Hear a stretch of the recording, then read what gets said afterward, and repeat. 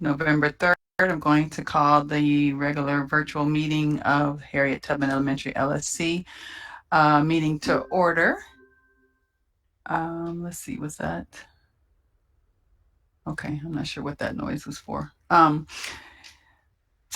now we will go to roll call since the meeting is called to order. When I state your name, will you please give your full name and your function on the board? Nick?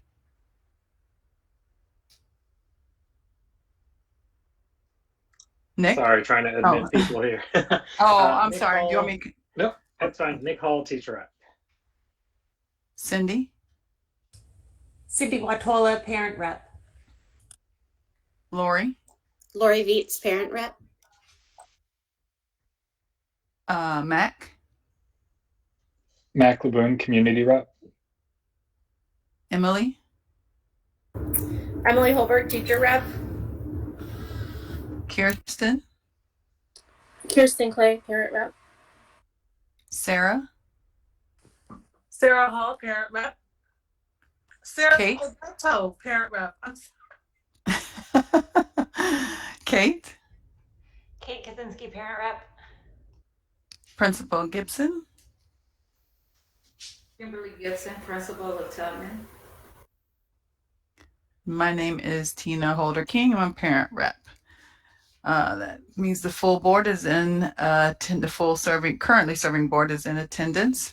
The next item on the agenda is approval of the agenda.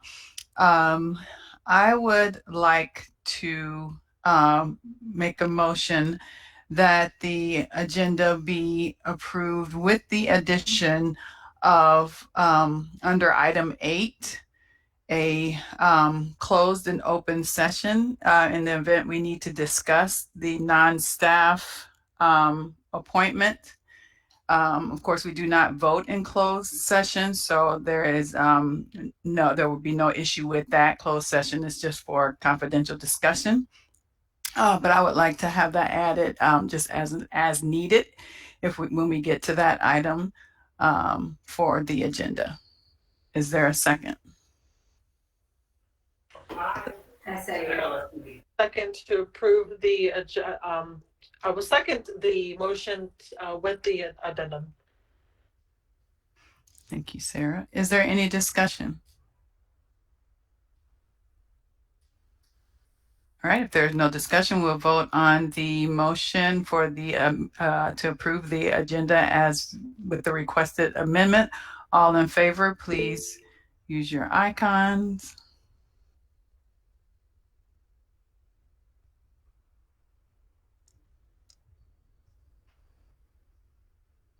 All right, it appears unanimous. The motion carries.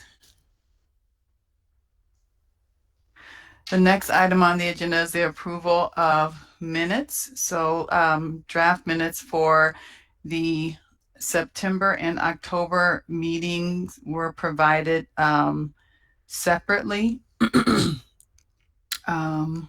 We'll do them one at a time. Is there a motion for the September minutes? I motion to approve the September minutes. I second. Is there any discussion?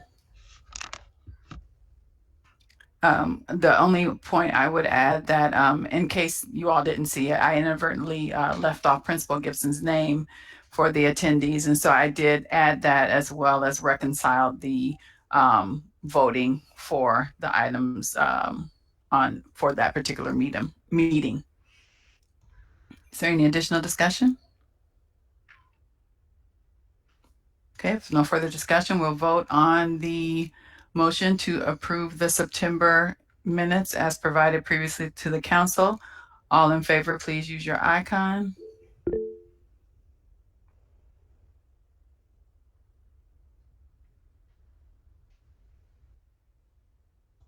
Okay, the motion passes unanimously.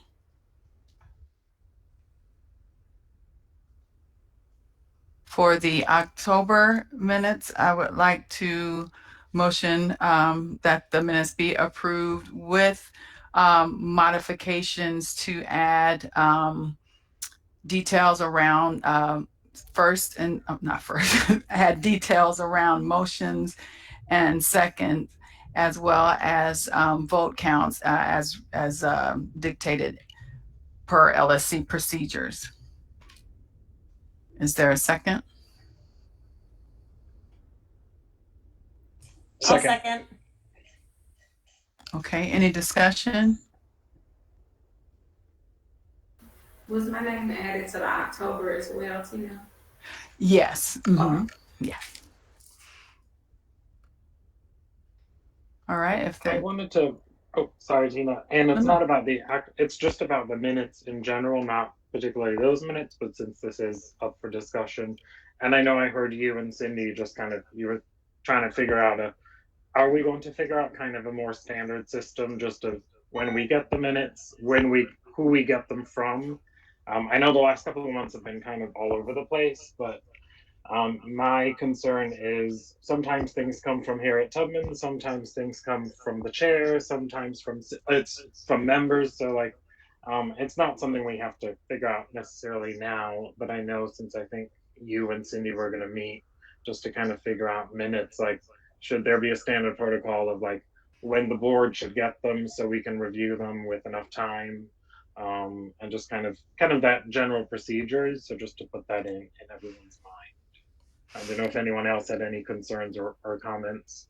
And I'm doing this as your OMA representative too, just making sure we are in compliance, because like the September minutes, had we not approved them today, we would have been out of compliance because it is 30 days or 2 meetings after you meet to approve them.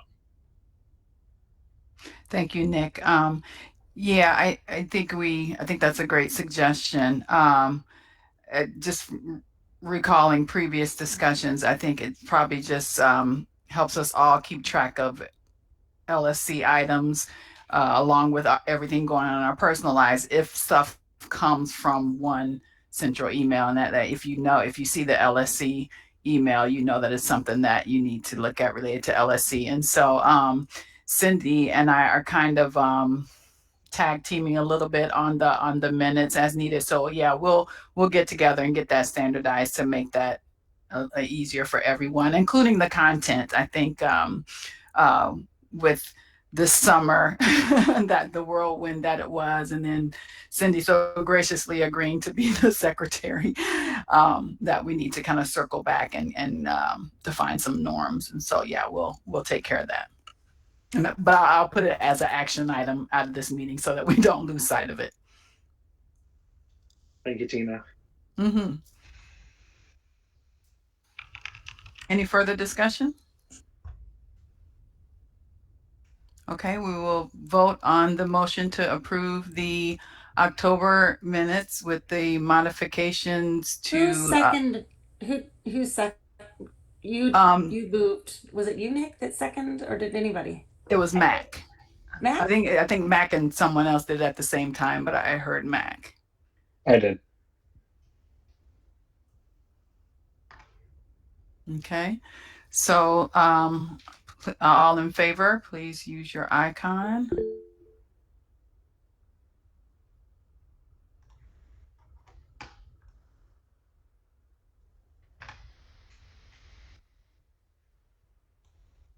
Okay, appears unanimous.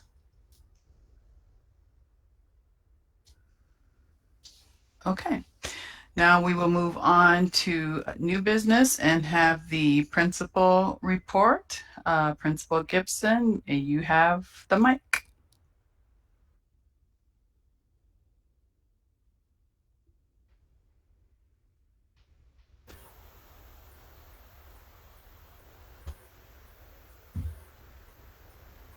Good evening, everyone. I first just want to thank the LSC. Thank you for my wonderful gifts during Principal Appreciation Month. That was so wonderful, and truly appreciate your gestures. It's truly a pleasure to be the new principal at Harriet Tubman. So I will begin with our mission.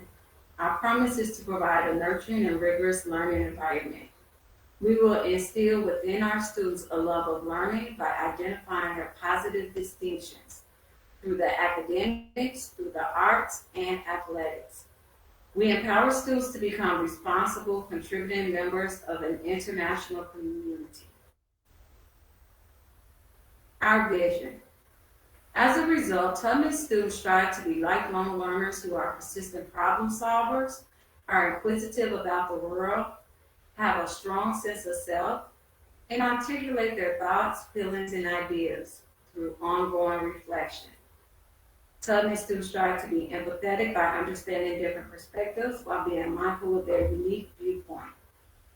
Tubman students strive to be caring and principled, and to possess a foundation of knowledge that enables them to build a more peaceful world.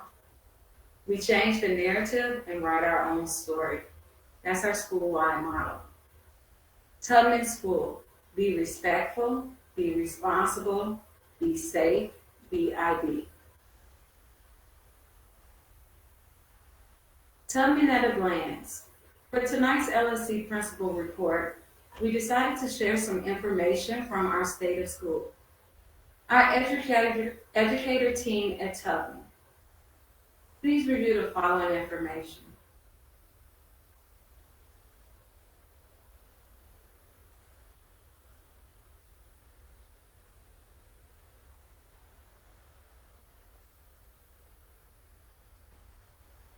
New educators to Tubman. We have a new principal, Principal Gibson, Ms. Moore, assistant principal, Ms. Britta, our diverse learner teacher, Ms. Lazick, our 5th grade teacher, Mr. Griffin, our new special education classroom assistant.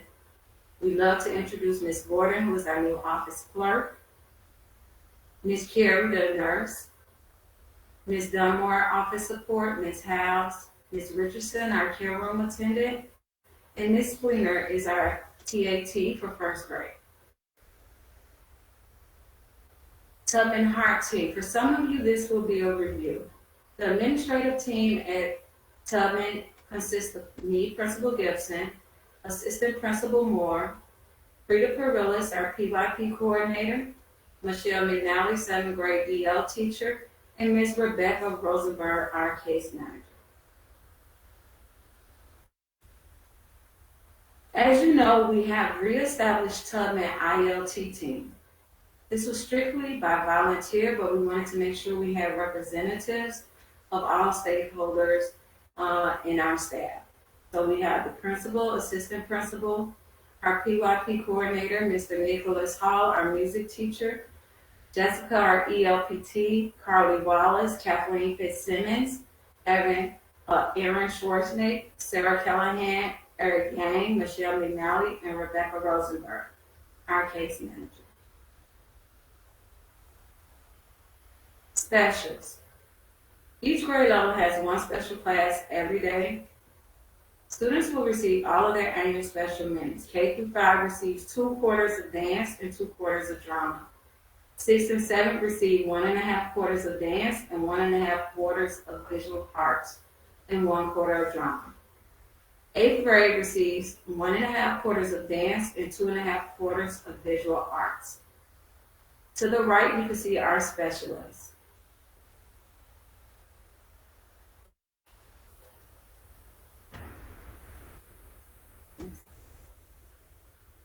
Tubman students. We are proud to share that Tubman students come from 40 different Chicago zip codes. They speak over 20 languages, and they represent over 50 countries.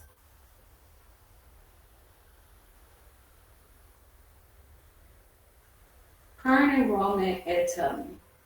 We are at 394 students.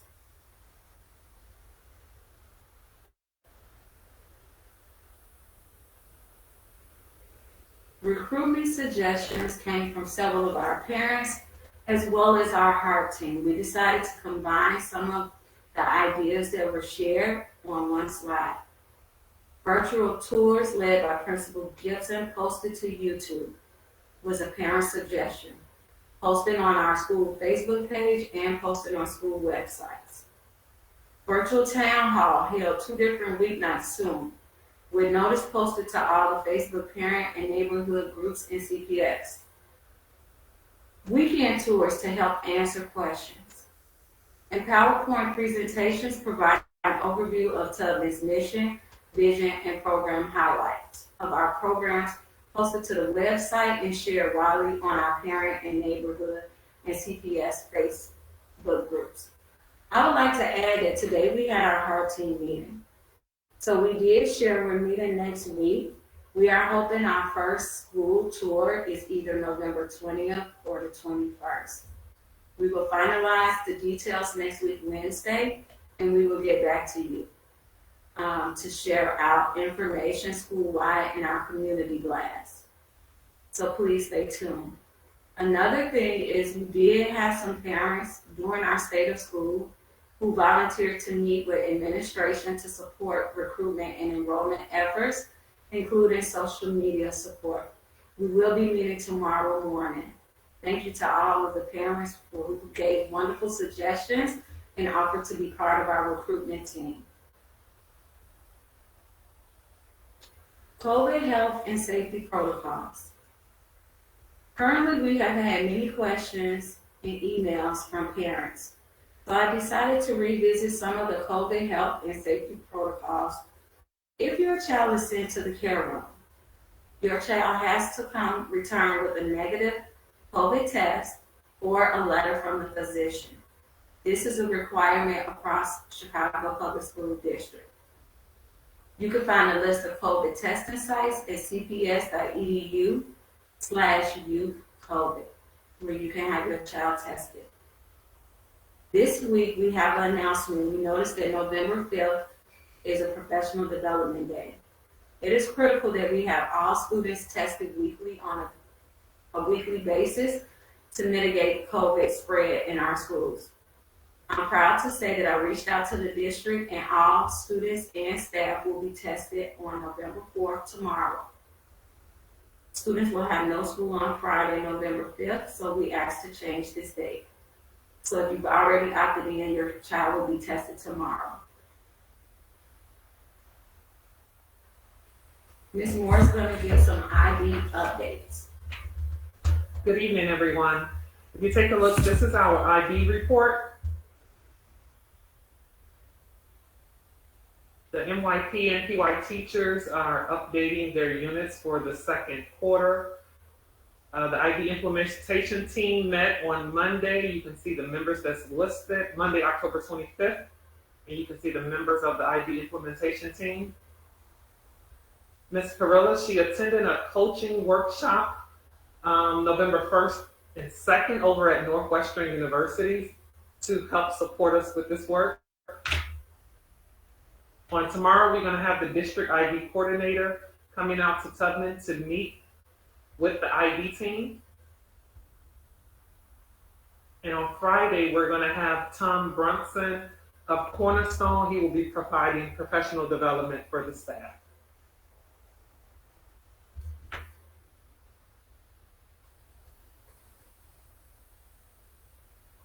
If you take a look, we have our Student of the Month monthly IB focus.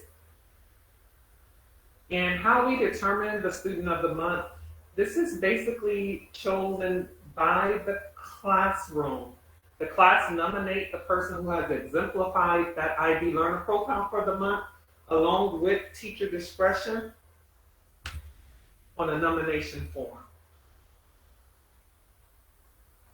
And here's a picture of the Student of the Month board that's located on the first floor of the school.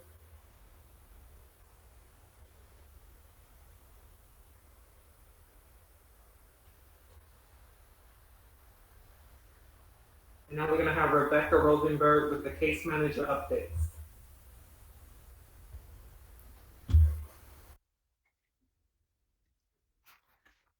Hello. I don't know why you can't see me, but I'm here. So here are some updates from there I am. Team Day is Friday this year, so most of our IEP and 504 meetings are happening on Fridays. Some days, sometimes we do have our meetings on other days based on scheduling needs, but the whole team is there on Fridays for that's when our majority of our meetings to be held. This year, we're offering meetings to be held either virtually through Google Meets or in person. It is based on the parent need or want, but no staff member, if a parent is in person, the staff members do have the option to be virtual if they feel uncomfortable being in a closed space for a meeting. We've had equal amount of people coming in or opting to do it online. So that's been a really great option, I think, for parents this school year to have a choice of what they feel comfortable doing. We met the MTSS, which is the multi-tiered system for interventions, met this at the end of October to sort of go over, start going over some protocols for the school and start putting into place MTSS structures for us to do this school year.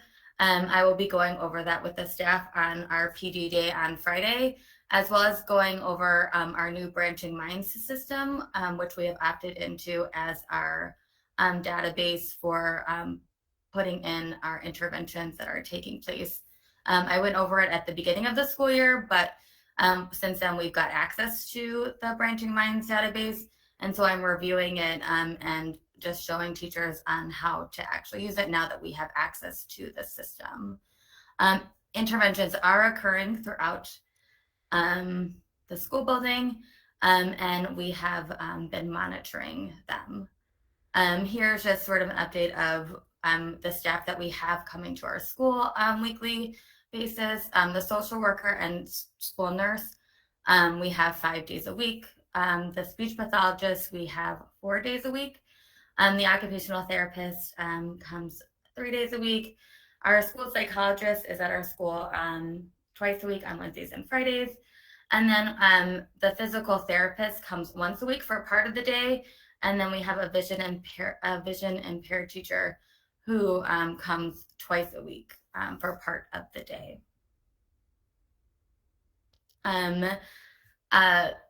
This week, we have been preparing for the high school placement test. This is in, instead of in the past, they've had a selective enrollment test for 8th grade students that's taken outside of our school building, and students have to sign up.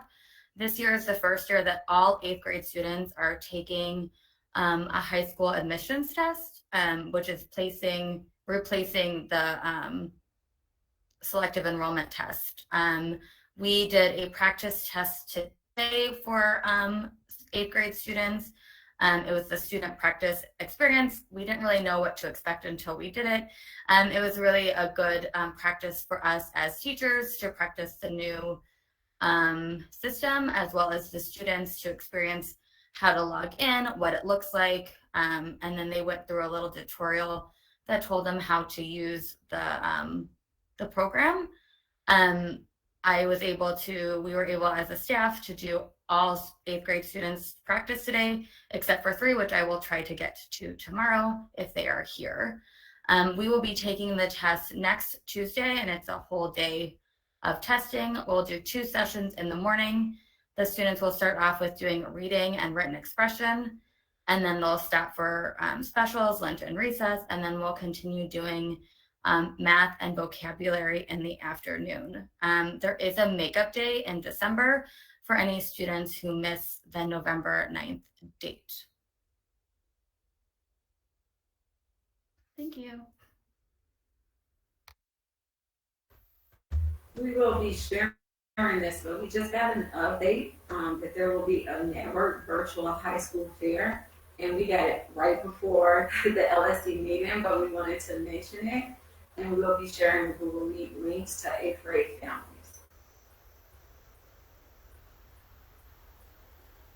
Ms. Moore is going to go over Renaissance Star 360. Star 360, that was the universal screener that has been adopted by the district. And if you take a look on this slide, it explains how this test works. The test is for reading and math. It is a computer adaptive test, which is taken online for grades 3 through 8, and it is administered 3 times a year, at the beginning of the year, the middle of the year, and at the end of the year. And the data that we're getting from this assessment, the teachers are using to help guide their instruction as well as to provide interventions. This is just a sample copy of what you're going to receive on Parent-Teacher Conference Day. This gives you a breakdown of the STAR 360 score and the data that we receive from the assessment. And each parent will receive one on Parent-Teacher Conference Day.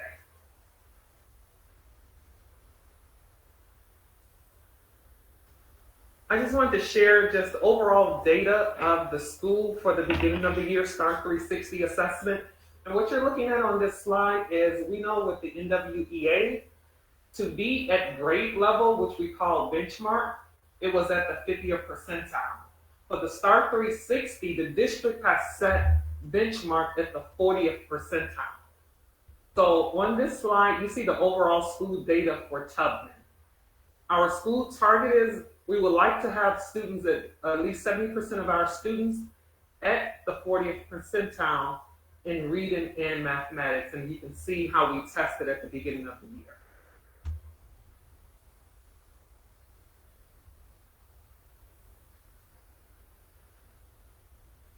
On this slide, it gives you a breakdown of the reading assessment per grade level.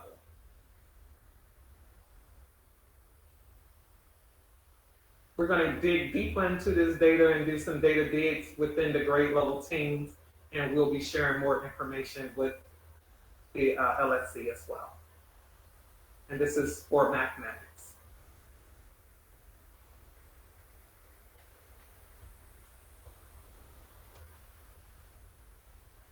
Again, we just wanted to give you a snapshot of how Tubman students performed on this assessment at the beginning of the year.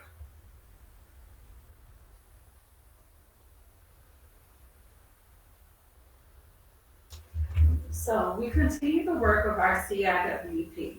Our buckets of work include social emotional learning, student voice and engagement, curriculum, and multi-tier systems of support.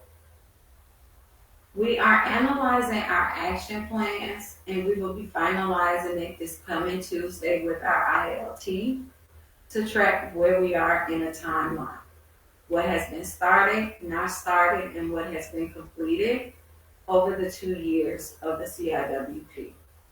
We hope to give an update at our next December meeting. Continue high quality academics. We are working to continue high quality academics at Tubman by providing differentiated PD for teachers, including foundations training, POD training, and as you heard earlier, we send our IB coordinator to training for coaches. We have intervention and enrichment blocks in all grade levels. We are increasing student agency within teaching and learning. We have one-on-one meetings with teachers to review and revise their units, and you will hear a little bit later of how we're going to have extended day for teachers to rewrite unit plans and develop new ones. We're planning for the MYP evaluation and self-study process. We just currently reestablished an IB implementation and an ILT team. And we are currently working with our MTSS team to ensure data-driven interventions are being implemented across the school. SEL. This is new to our school. We have established a behavioral health team. We are using second step, classroom, morning meetings, and closing circles in all classrooms to address students' SEL. We are addressing staff SEL at every meeting. All staff meetings start off with a staff SEL activity. Fall sports and after-school programs. For the fall, we have flag football, co-ed, girls volleyball. For winter, our plans are for boys and girls basketball. And for spring, we're hoping to have girls soccer. All sports have 2 levels, 5th and 6th, and 7th and 8th. Community partnerships. These are some of our community partnerships. We reestablished a second year with Facing History for our equity and diversity work. Chicago Museums is a new partnership where we're just partnering with Museum of Science and Industry and other museums to have field experiences for our students. Chicago Symphony Orchestra, We Organization, JS School, Northwestern Fuse Lab, Hubs Care Charity, and we just established a student teaching partnership with DePaul University, UIC, and Roosevelt University. Budget review. As you are aware, we are currently still going through a transition audit. We do not have the final findings yet. We are hoping to have it before the December meeting. In our internal accounts, as of 11/1/21, we have a total of $222,743.13. Majority of the funds are funds raised from FOT. In our student-based budget, that's the money for our payroll. We currently have $226,000, and in our student-based budget, non-payroll, we have $118,000.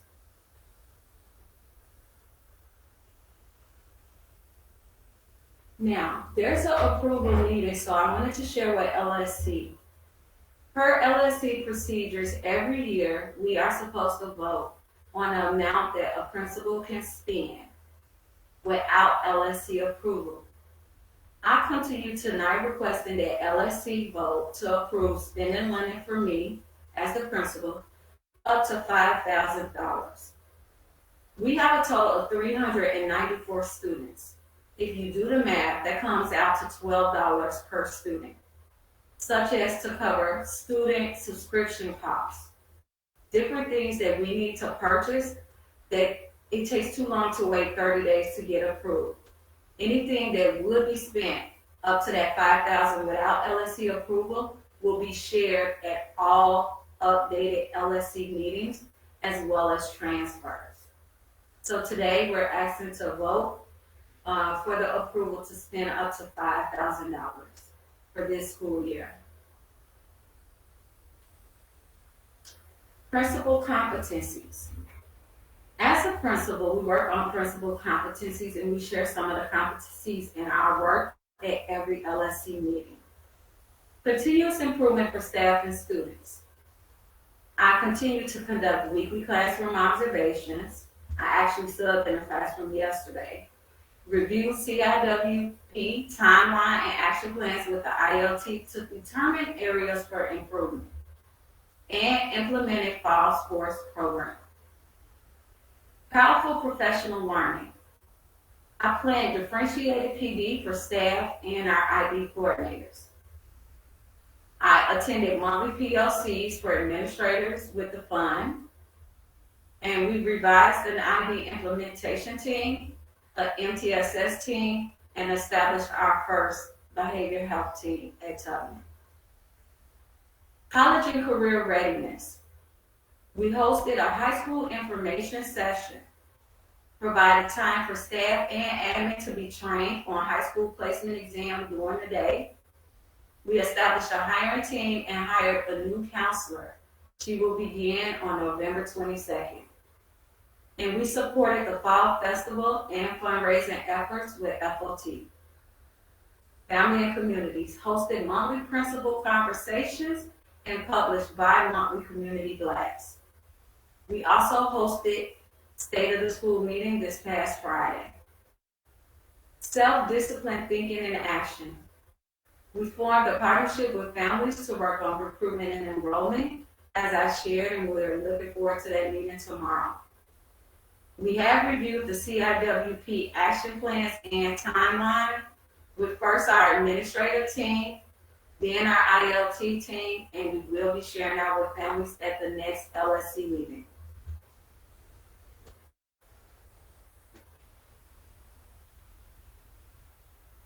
And the our LT meeting is set for next Tuesday.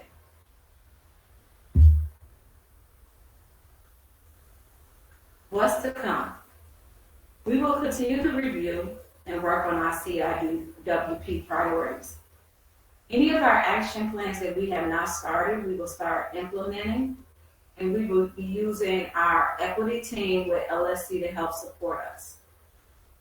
We will be diving into analysis of school-wide data, prioritizing critical on-grade level standards and revising our IB unit scopes accordingly. OST interventions and enrichment programs will continue, and we are operating to establish differentiated and small group instruction in every classroom. And we will continue our ongoing communication and partnership with our families.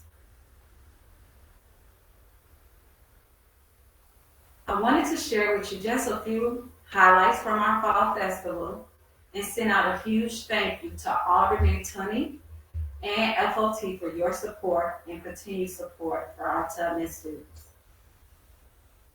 Take a look. We couldn't ask for a better day of better weather and just good old-fashioned fun. It was a wonderful way to build community.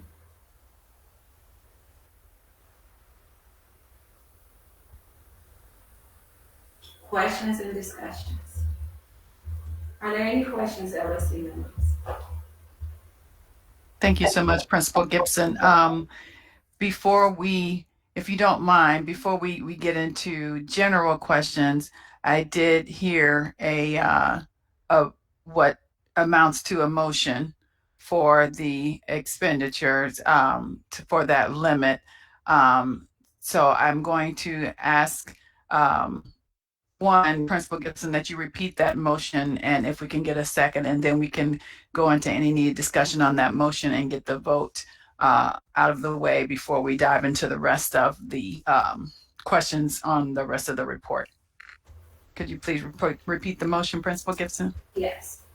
I motion for the LSC to vote and approve principal expenditure up to $5,000 without LSC approval, and anything above $5,000 will require LSC approval. Is there a second?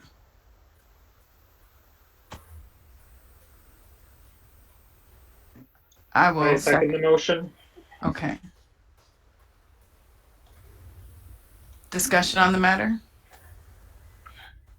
Can I just ask, are there any restrictions on what that $5,000 would go to? Because I think if we're talking about student supplies, subscriptions, things like that, I'm fine with it. I don't know if I would want vendors or things to be getting like payouts without us discussing what we're paying. I don't know.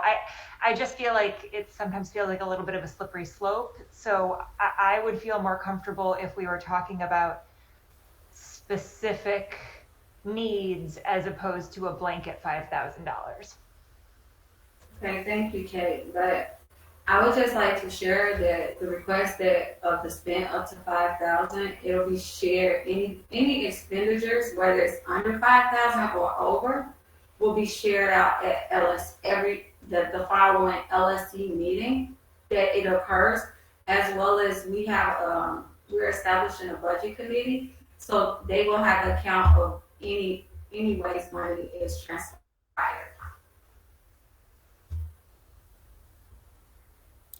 I can say along those lines with Kate that I mean, to me, it's different.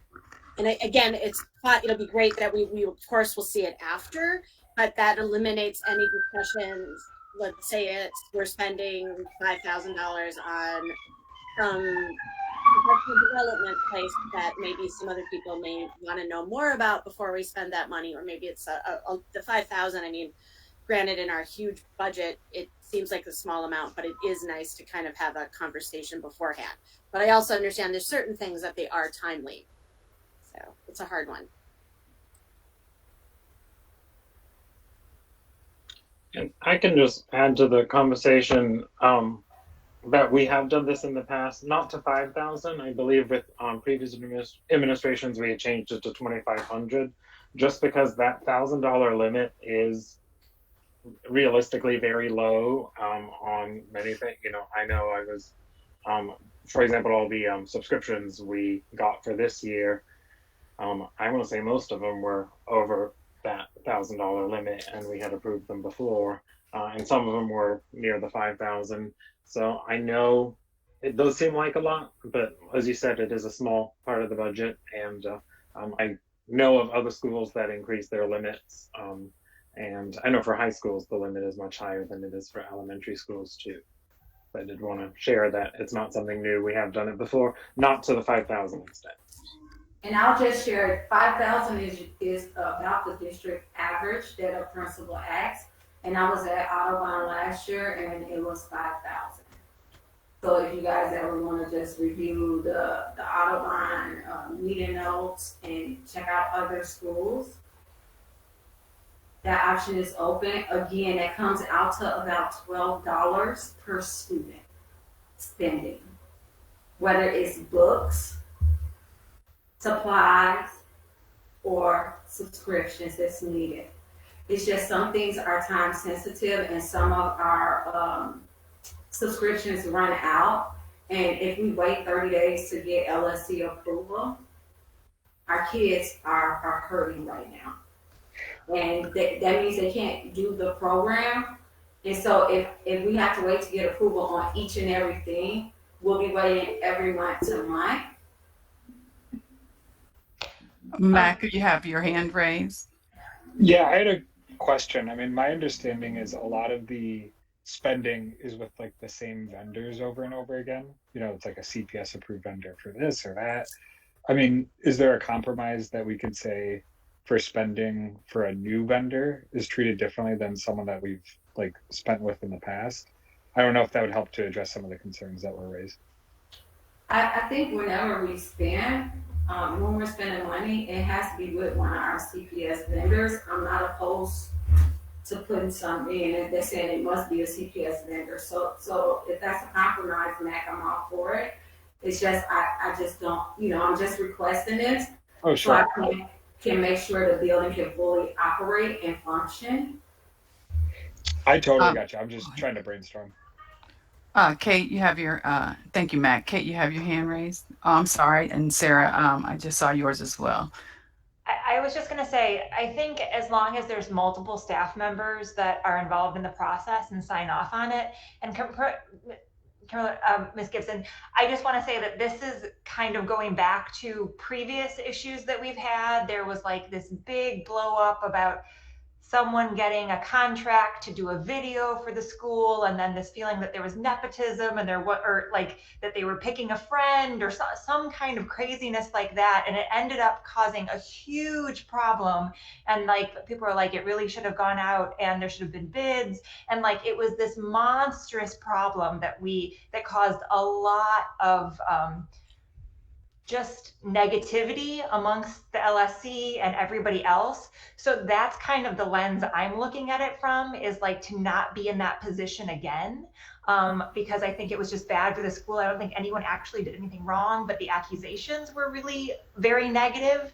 And so I think just with that in the back of my head, that is why I just think if there's a group of staff members that are signing off on any of these purchases, so that really multiple people are accountable for these decisions and saying, no, we didn't have to go to a bid process. No, we just didn't, that no one's going to look at this and say some contract was given to a friend or something. As long as there's some kind of internal process in place that kind of protects everybody from those kinds of accusations, I would feel better just having been through this in the past. Okay, let me share. Let me respond to that, please, Kate. One, thank you. I really appreciate for you sharing the place you're coming from. I am new administration, so I please ask you not to judge me off past administrators and their professional or unprofessional behavior. I am someone new. I don't think you had in the past where you get like the documents of internal accounts and funds that's in account. That's why I'm asking that we have a budget committee that sees it. CPS doesn't run where the principal has to have a staff who approve. The principal is the final approval of things at the school with the budget. So I'm just telling you that's not how schools operate. I will share that if you feel comfortable, the budget committee can possibly review, and the budget committee is made up of LSC members. Can review transactions if you feel more comfortable. I'm just saying we need to get to an amount that's above 1,000, and I'm just asking for 5,000 because it comes out to about $12 per kid. If we have to order books, or we have to do subscriptions, or I need to order supplies for every kid, we don't know what's around the corner. I think that's a reasonable ask when you're thinking it's $12 per student. I think we do have conversation, and I've been very transparent, sharing the budget with you guys, sharing when we have a transition audit. We will give a full report of what the findings were, what are the corrective actions, and then every month we'll share the spending of what's been spent. So even if you didn't hear the approval, when you hear what's been spent, if you have questions, you can bring it at that time. Sarah, if you could, thank you both, Kate and Principal Gibson. Sarah, if you could chime in, and then I'd like to add something after you, Sarah. Good evening. Great to see everyone. I had just two questions of point of clarity here. One question is this a one-time request where therefore it's a one-time request for spending up to $5,000 for one time, or is it just seeking on approval to spend up to that amount, multiple times? That's my first question. And then I know the reference was made. I'm curious to know the reference made around the request for the expenditure. I'm kind of a nerd at heart, I will have to admit, when it comes to policies or procedures, etc. Don't ask me why, but that's just my thing. So I'm looking at the manual here, and under budget and fundraising, it says, we have pre-approve all expenditures from school internal accounts that exceed the limit set by the board for expenditures not requiring LSC approval. Currently, the limit is 1,000 for elementary schools and 2,500 for high schools. And then there's another reference to that: requisitions over 5,000 require network chief or central office approval, and then the increments go higher than that. So I'm just trying to find the point of clarity around, where that allowance comes So you just read. I'm sorry. Okay. You just read the point of reference, Sarah, yourself. So every year, LSC is supposed to vote at the beginning of the year. It is, to answer your first question, it's 5,000 for the whole year. So I'm asking to be approved to be able to spend up to 5,000 without LSC approval, and anything more than 5,000, I would require LSC approval. The point of reference is every year LSC is supposed to vote on it. When they did our transaction audit, we found out that it hasn't been voted on, I believe, since 2018. So you guys have been following rules from 2018, but this is something that's supposed to be voted upon each year. I just wanted to interject that a couple of things. I'm sure all of you have heard Principal Gibson referring to the Budget Committee, and later down in the agenda, we are going to have committee updates. And one of the things that we need to talk about is having a budget committee that's a smaller subset of the LSC to work closely with Principal Gibson on what's in the internal accounts and what's being spent and what's being transferred, and take the time to digest all those numbers prior to our LSC meeting every month, because if we do that at the meeting, we won't have time. And so I think having, and personally, as chair, I was going to suggest that I head that committee, the budget committee. And so with the $5,000, I understand the need for flexibility and to be nimble since we do only meet once a month. And I do think that accountability is covered. Now, granted, if a decision has been made to spend that money and there's no LSC approval, but there is close, transparent communication with the budget committee. Granted, at the next meeting, when the full LSC finds about it, it can't be reversed. However, I think accountability is still solid because it can be, if it turns out to be an issue, it can be rescinded and voted upon again at that time. So it's not like a blank check. And also, frankly, I want to echo Principal Gibson's sentiments. We are under a new administration, and I feel like what she's suggesting, as well as having a budget committee, rises to our responsibility as a LSC. I understand your concerns, Kate, and I think establishing norms and functioning in that way would address accountability and prevent misunderstandings due to lack of transparency. Any additional discussion or questions?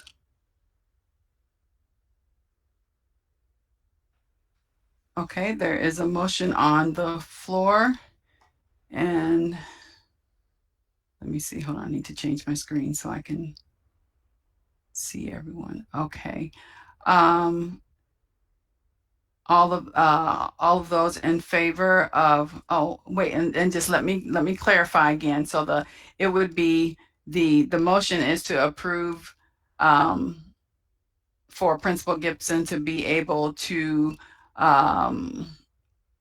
complete any transaction up to $5,000 without LSC approval. I just want to clarify that it's not, okay, you have a $5,000 budget and you get to spend $5,000. It's a consideration for every transaction. So any transaction, $5,000 or less. Just want to make that clarification. So those in favor, please use your icon to vote.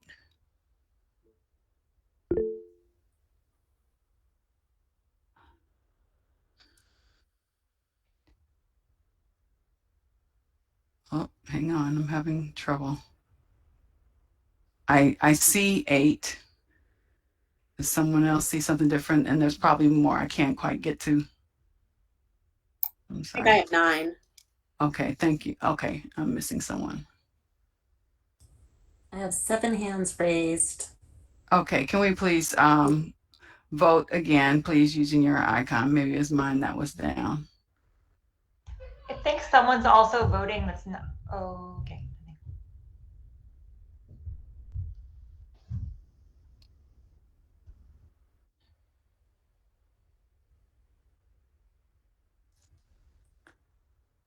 I see, did I see 10?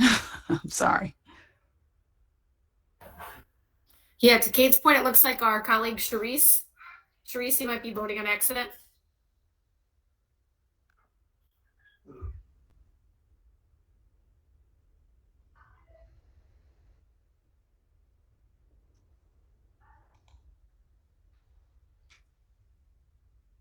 Please keep your hands raised, LSC members.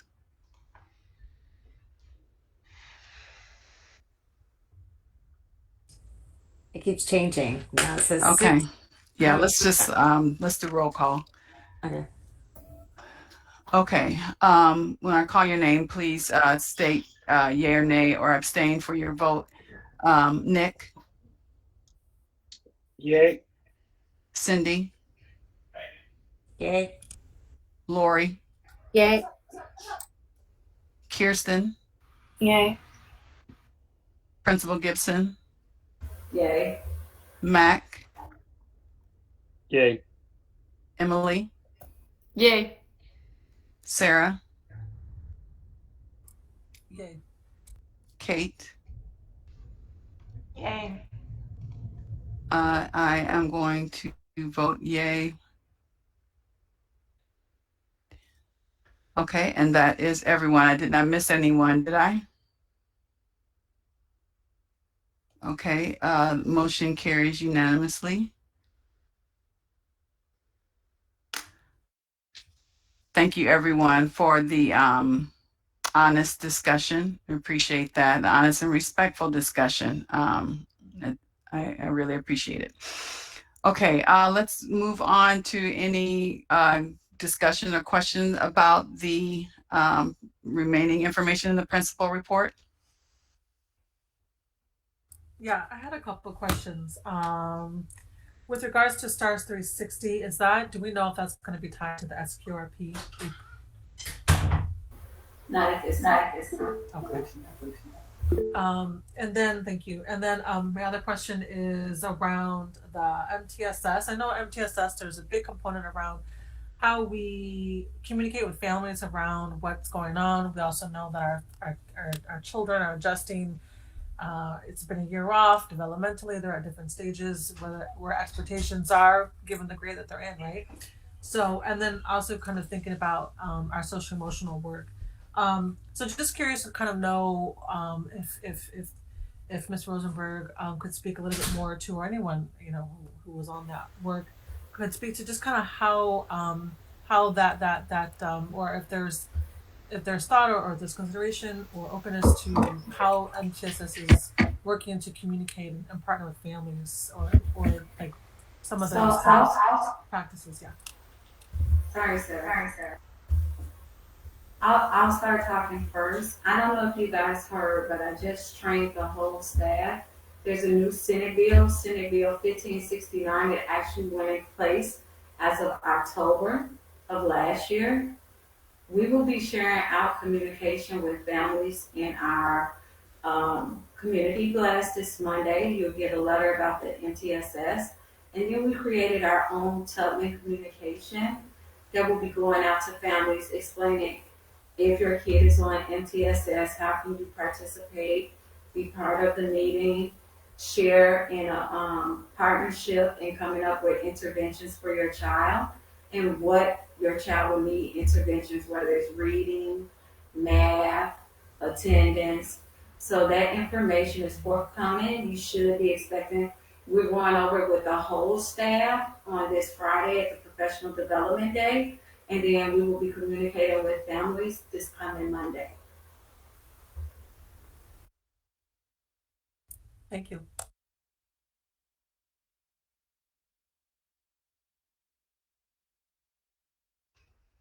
Lori, you have your hand raised? Yep. Thank you. Thank you for the presentation. I saw it at the principal meeting, which I also loved, but I did want to mention that for some reason the screen share is blurry. I've heard that from other parents as well, and it's happened both times that you've presented. So when you're sharing your beautiful presentation, it's very difficult for us to read any of it. So I just wanted to throw that out there in case you're not seeing it on your end. My next question is security officer. Who is our security? Is that a new title for him, or do we have a security officer now? So we've always had a security officer. That's Mr. Harris. He's been here for 10 years. So I thought that was his title. I thought he used to have a different title. No, a security officer. He's our security officer. I love him, so I have no problem with him. I was just like, is he called our security officer? He does so much more. I know, that's why I was like, I feel like calling him a security officer, and I'm sure that there's reasonings for that. That to me does not represent what he does or who he is, because I love him as like our first impression of the building. So anyway, I was just curious if that was somebody different, because I just never viewed him just as a security officer. Selfishly, could we add the LSC to your presentation? Because you're sharing all these great teams and the names of who's on them. It'd be great if we could have a slide so that parents would know who their parent reps are and who their contacts are for the LSC. Lord, you're jumping the gun. Me and Tina had a plan for the community blast. We already shared. I'm going to shout them out. I'm hyping them for On your height. Let the cat out the bag. Out there. Now that this was not part of that, but along the lines of engagement, now that we are allowed to have parents in the building for the conferences, will that open the door to being able to have parent volunteers in the building? And you don't have to answer that right now because you might have to think about it. But I've noticed that if we're being allowed in the building in larger amounts for conferences, maybe in smaller amounts, we'd be allowed to volunteer in the building. Community partnerships. I was just wanted to throw out there, and it's something I've said before and other parents have, if there's a possibility to look into adding visual art, since we do not have, as a performance in a art school, we really don't have an art program. We get small amounts, you know, like a quarter here or a quarter there. But when we're looking at community partnerships, I know we did this at a previous school I was at.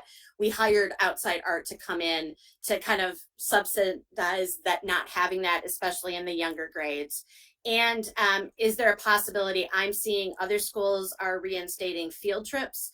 Is there a possibility that along the lines of these community partnerships that we can start to look at having field trips again? Thank you. That was it.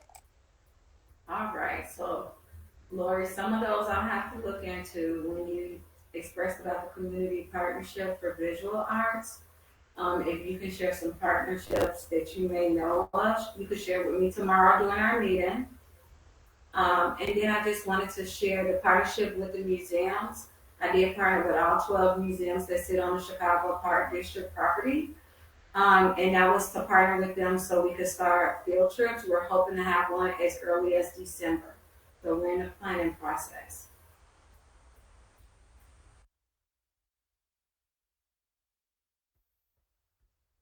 Thank you, Sarah, Lori, and for your responses, Principal Gibson. Anyone else have any questions? Sorry, just one last comment. Shout out to our LSC crew who helped to organize that fall festival. It was amazing. In addition to our school teams and our FOT folks and our school leadership, it was a really great event. Agreed wholeheartedly. We'll hear a little bit more about that from Patty when we get down to fundraisers, just kind of an overview. A couple things. I can't tell because I can't read the print's too small. Is there someone here from Alderman Tooney's office? Or is the Alderman here? Principal Gibson, were you about to say something? I believe Lee is here. I just think maybe it took her a moment. She's talking now. Oh, it's me. Sorry. I had a user error. I was having a hard time unmuting myself. Sorry. Yes, I am here. I'm Esme Barrero. I'm Alderman Tunney's liaison for schools. Happy to be on your meeting tonight. Everything's going smoothly. Well, I just wanted to thank you so much for coming and just echo the sentiments expressed previously with the level of support that we receive from the Alderman's office. And my understanding is that that support has even grown this year into new areas, and just want to express our appreciation for the support at any time, but particularly coming off of the pandemic and with all of the helpful ways the Alderman's office has supported the activities that have made the school year feel more welcoming for kids and a little bit more of the normal we remember pre-2020. So just want to, if you would please pass those sentiments along to the Alderman and you and the other folks in his office that made this all possible. Also, just have a question about, this is for about the principal report with the new testing. If I understand correctly, the 40th percentile was used as the standard, as opposed to, I guess, 50 percentile that's used for that was used for NWEA. Is that difference just a function of the testing program itself, or is there some other reason that went from 50% to 40 percentile, I should say? That's just the district mandate of this new test that we're administering district-wide. Okay, okay. I was just wondering if it had some kind of academic or standard translation as to why it was the expectation seemed to be lowered, but it may not be applicable. It may just be a function of the program. Okay, just wanted to make a comment about the CIWP information you provided. I know we had talked about that previously as far as finding out, where things are and action. So I want to commend that work is underway and especially taking the time to really provide honest, thoughtful information as far as where things are, what's been started, what's not been started, because we need to move forward in this work honestly and with the input of the teachers and staff as far as what needs to be done. So I just wanted to commend you on that. Commend not only but you and the HARP team and ILT, and I've gotten a preview of some of that information, and it's obvious that it is being done in a very thoughtful manner. So I just want to commend you and your staff on that. With the parent volunteers for recruitment efforts, including the social media, that's fantastic.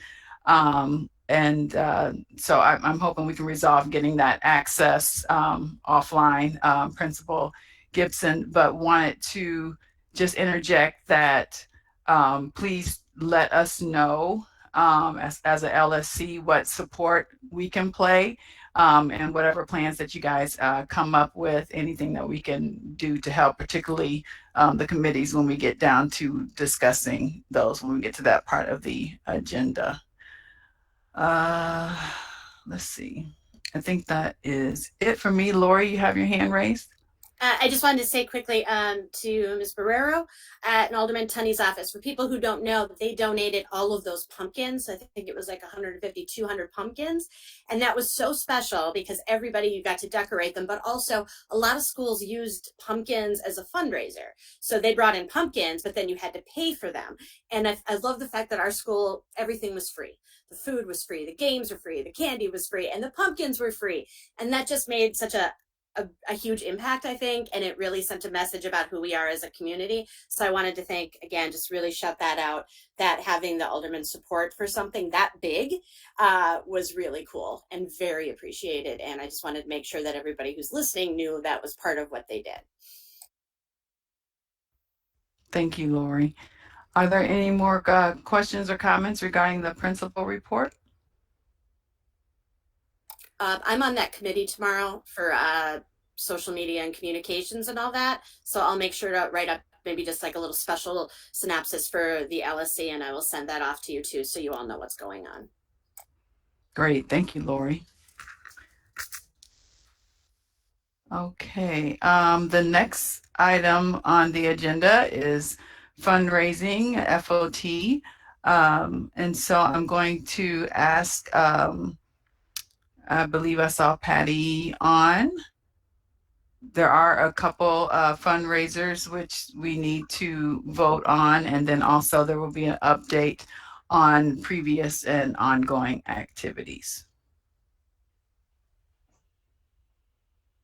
Did you want me to? Oh, there you are. Yes, please, Patty. Okay. Take it away. The first fundraiser that we are requesting approval for is the Play It Forward Building Blocks Toy Store Holiday Shopping, which we've done for the last number of years. It's just basically if people shop online or in the store between November 15th and 19th, Building Blocks will give back 25% of all sales for our school in the form of a gift card. So that's something that we do every year. And we usually use that gift card as something for our online auction, but since we're not having an online auction this year, we thought we would use that gift card for in some kind of incentive during the pledge drive. So that's the first one.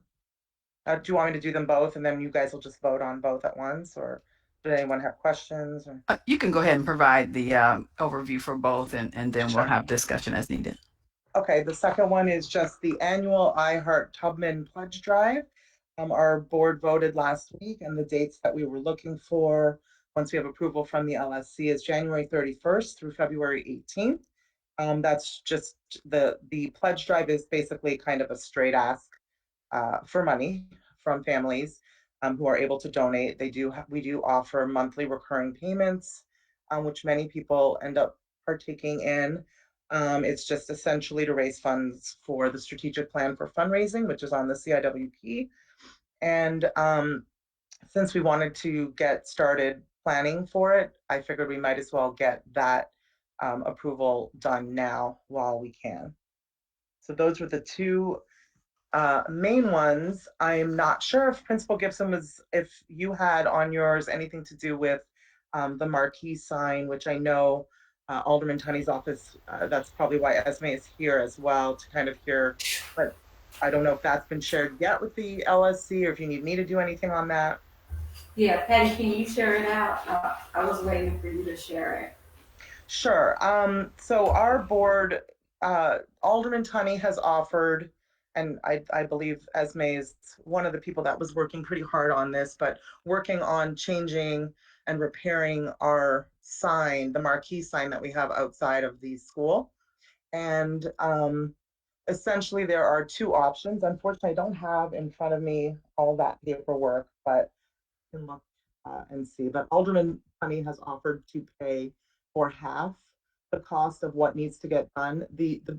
It's a much bigger cost to replace the entire sign and kind of go from scratch. Also, there is, I believe, what was shared with me is that there's a supply issue for certain kind of lighting that is needed for that specific sign. But in order to replace it and have our sign say Harriet Tubman and kind of look fresher, there is an easier fix that can get done pretty quickly. I believe it was the most expensive one was somewhere just under $4,000.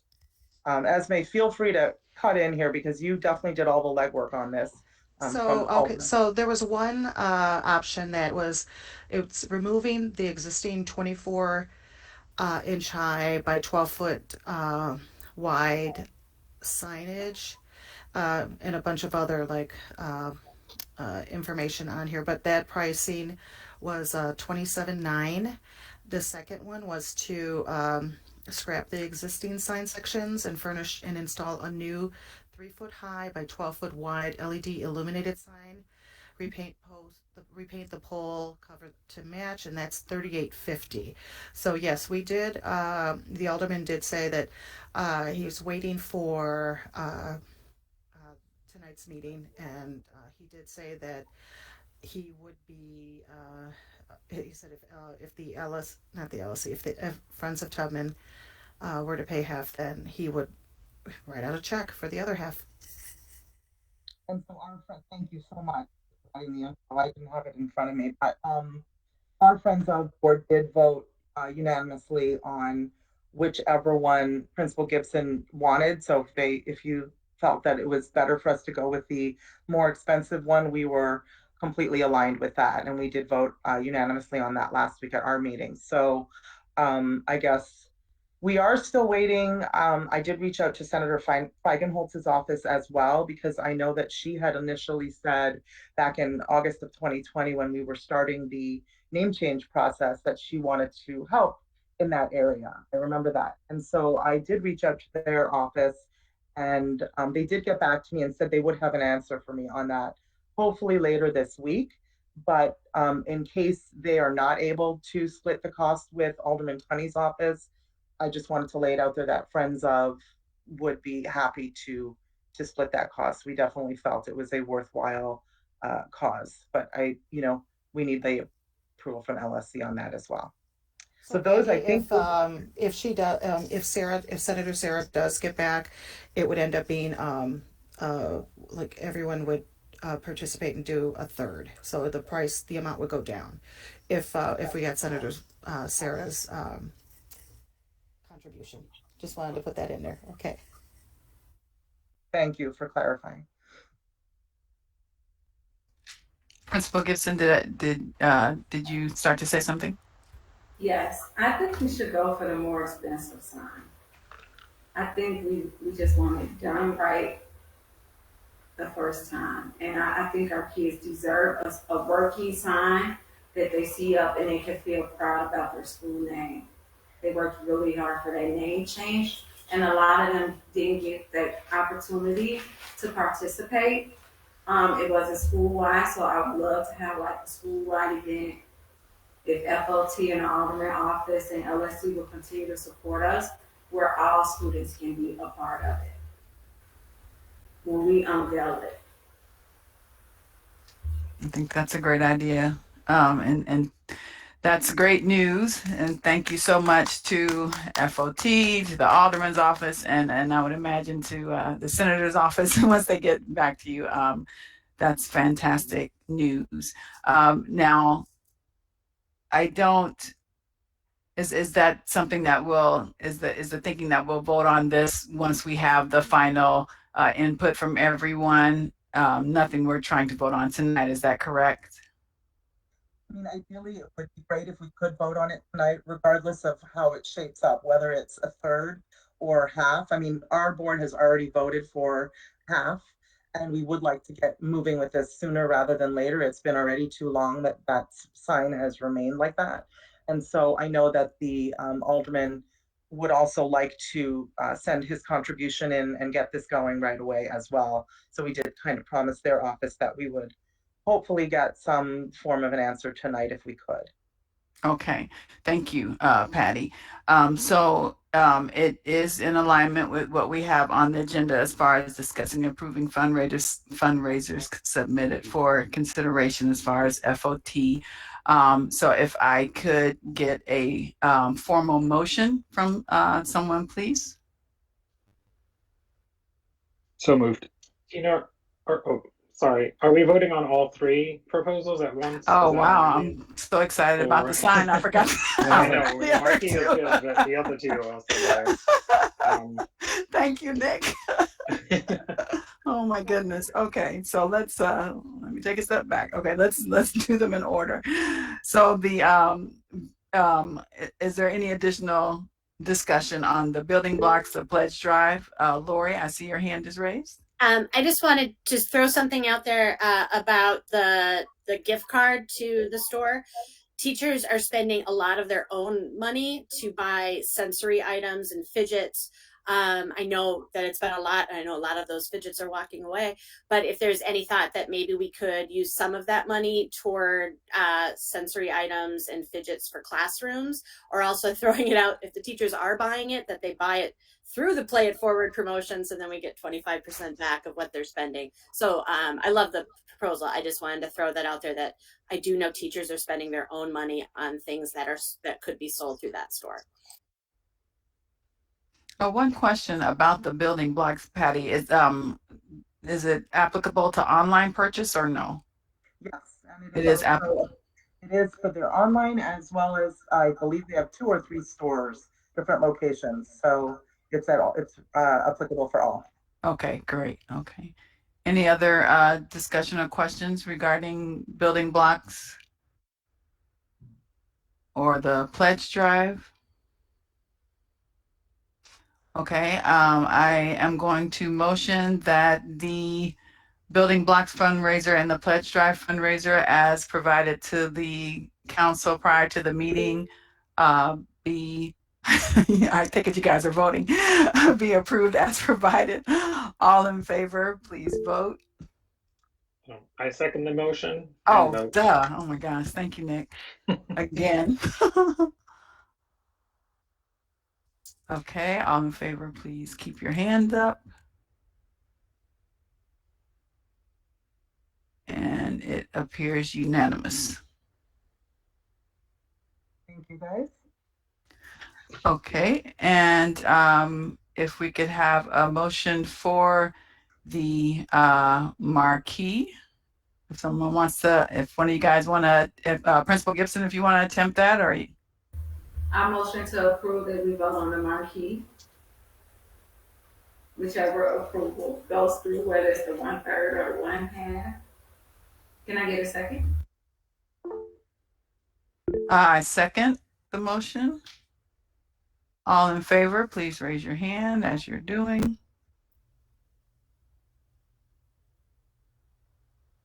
It appears unanimous. I'll raise in total support. Okay, great news. Thank you again, Alderman Tunney's office, Esme, for all your hard work on this and for everything you guys donated this year. You sponsored our fun run, you donated the pumpkins as always, and you kind of did all the legwork on this sign. And I really appreciate working with you and with Alderman Tunney. Thank you so much. Pleasure was all ours. Thank you so much. And I'm gonna drop off for the night, guys. All right, have a Thanks again. rest of your meeting. All right, take care. Thank you. Patty, did you want to go over the kind of updates on upcoming ongoing fundraisers? Sure. So I did send kind of our notes of celebration year to date. So basically from August till now, our fun run fundraiser raised basically before expenses just under $60,000, which is amazing. It was a really fun day. I know that the kids came home, they had a great time, and the fundraiser was, I think, a huge success. Our Muskie Fest that you guys approved for us in September raised $3,500, which is great considering it's not a fundraiser we have ever done before. So it's definitely something we will pursue doing every year. Our first dining night out was at Panera, which raised $178. And we just had the Lou Malnati's fundraiser, and they said they would have the numbers to me by next week. But I know a lot of parents and families did partake, including Principal Gibson and Assistant Principal Moore for lunch, which is awesome.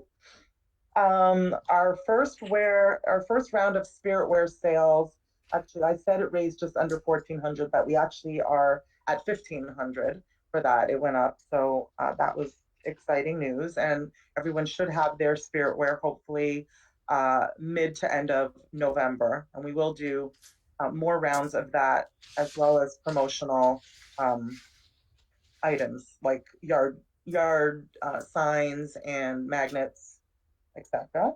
What else? Well, we've done the back to school event already. We talked about the fall Hocus Pocus Fest, which was great. The fall meet and greet happy hour at Will's. We decided to do it at Will's Northwoods Inn because they invited us to partake in Muskie Fest. So we wanted to sort of give back since they're part of our community. And we had a pretty nice turnout of staff and parents and caregivers. I would say probably between 40 to 50, from the start till the finish. So I know some people came and left, but I think it was a nice community building. Upcoming events, like I said, we're going to continue with spiritware and promotional products. We're going to continue the monthly dining nights out, McDonald's one at a few locations in December. FOT is going to sponsor the lunch again for staff on report card pickup day on November 17th.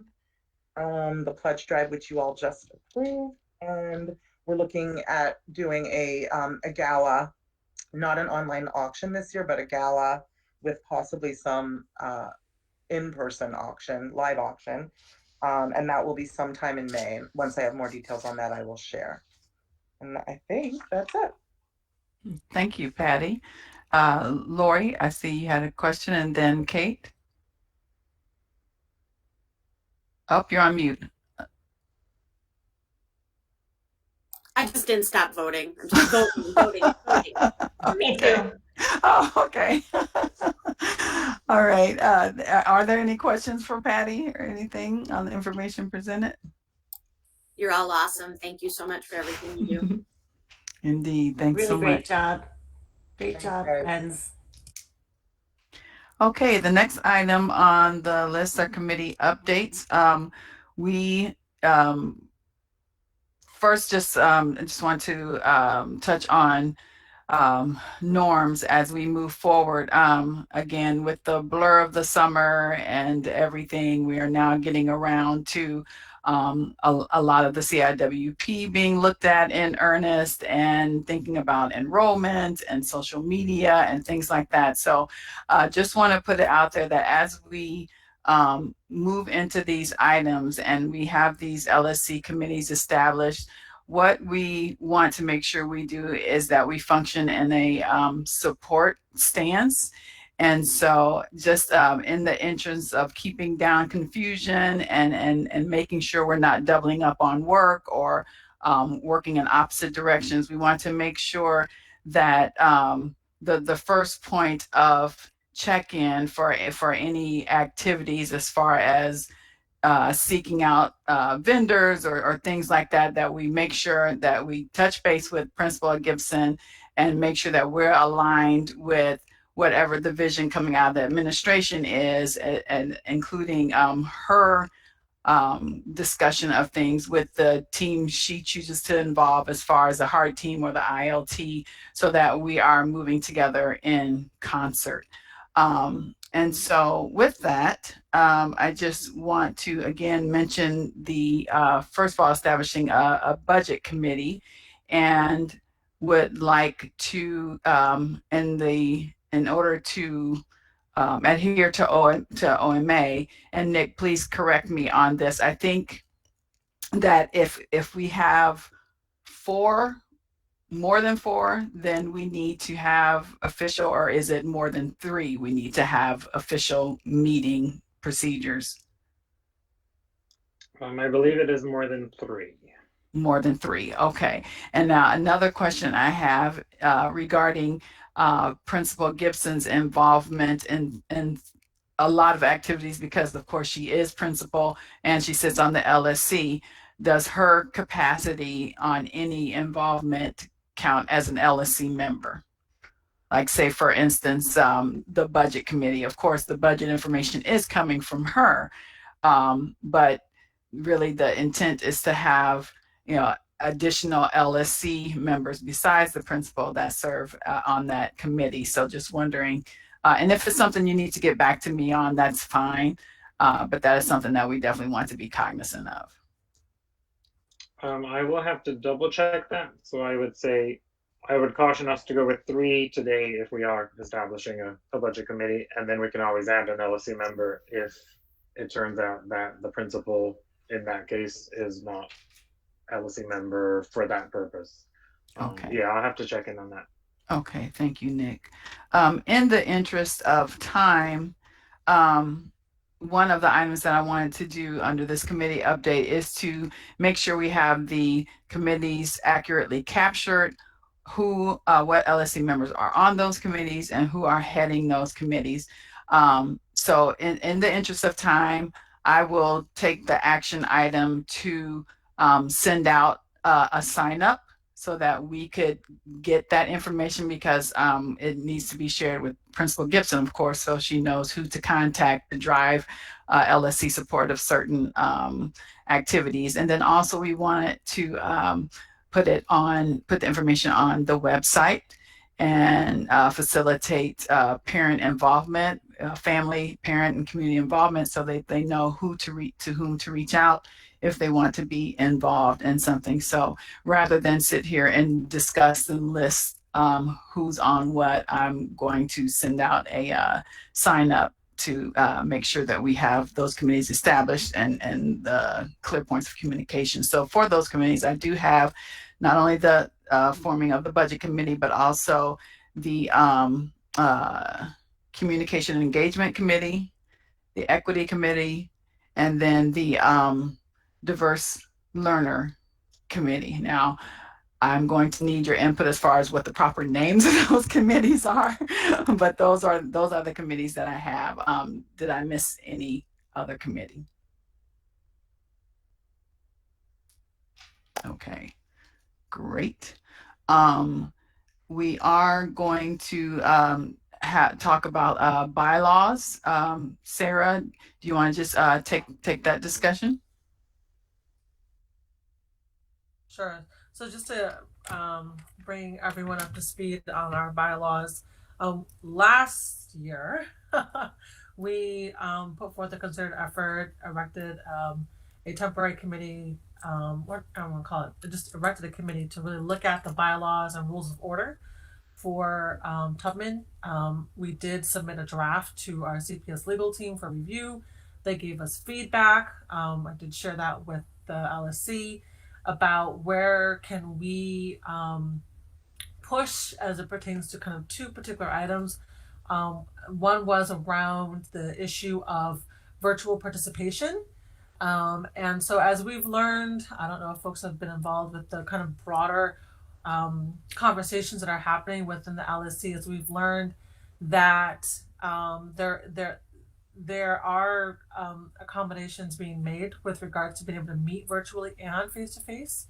And there's even efforts to kind of question kind of the decision around how that statute is interpreted. So as it pertains to feedback on that particular line item within the bylaws as it pertains to being able to meet virtual and hybrid, I will circle back to our CPS legal just to confirm that language, because we had proposed to be flexible, to be able to meet in person and virtual, at the behest, support, and decision of the LSC member. So I'll just circle back to CPS legal and confirm that, and make sure that we can get that all cleared out the way by our December meeting. The other point of issue on the bylaws was around just being able to make sure that we have flexibility as it pertains to voting, and that's also in line with the issue around meeting in person or meeting virtually. Does a person who's meeting virtually have the ability to serve as a full-fledged member? Do they have voting rights? And so that issue was resolved, and the answer to that is yes. They do have voting rights if they are meeting virtually with the consent of the board. And so I think at this point we're just looking to confirm the earlier issue, which is can we maintain the language in the bylaws as it pertains to having flexibility to meet in person and virtual. Thank you, Sarah. So I will add to the December agenda the bylaw discussion.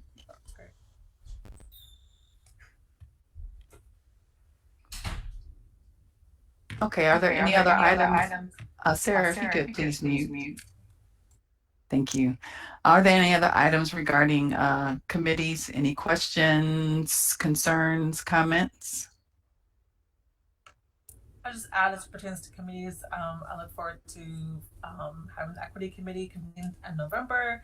In addition to that, just also noting that we are looking forward to working with the school and Principal Gibson around our upcoming student report card pickup, making a note of the fact that the My Choice, My Voice surveys are going to be distributed and coming out, and we know how important that data is, because it really does give us an idea, an overview. What does our school culture and climate look like? Do we have trusting and what's the perception around those trusting and supportive relationships between students and parents? Between students and teachers, and parents and teachers, etc. So especially to come back from the COVID, I think this information is going to be really helpful as we ensure that all the support that we have in play at Tubman is meaningful. Thank you, Sarah. I appreciate you raising that. And so there will be members of the LSC committee to facilitate, per Sarah's idea, to facilitate getting people who come in for report card pickup to fill out that survey, so that we could get some a lot of good data to work from. So thank you so much for that, Sarah. The next item. I'm sorry, can I just give a quick, I just want to say that our diverse learner group, we've come up with a cool name, which would be TIES, Tubman Inclusive Education Supporters. Tina, thank you for that. The way you set that up is on my list is now to reach out to Principal Gibson to figure out how do we work with you as administration. Tomorrow we're meeting with Ms. Rosenberg to find out how to incorporate that. But really, this group for diverse learners, IEPs, 504s, people who support it, really want to celebrate our community and bring joy into our advocacy. We had a small group meeting just to kind of start to get our heads around it. And I think that we are going to really do some great work around education, mutual support, and advocacy. So I look forward to being on that committee and working with everyone, working with the administration and the LSC on bringing those things, and also bringing that to the Equity Committee and the CIWP, because we're all in this together. So we'll have more to report soon. Great, thank you, Lori. I love the name too. I can remember that. Nice name. Very good. Anyone else? Okay, the next item on the agenda, excuse me, is the LSC vacancy fulfillment. I just want to start off in that we need recruitment of a community member. We have no candidates at this time. I know the last meeting we had indicated that if we did have candidates for that seat, that they would have the opportunity to speak, and we move into closed session to discuss, but we have no candidates at this time.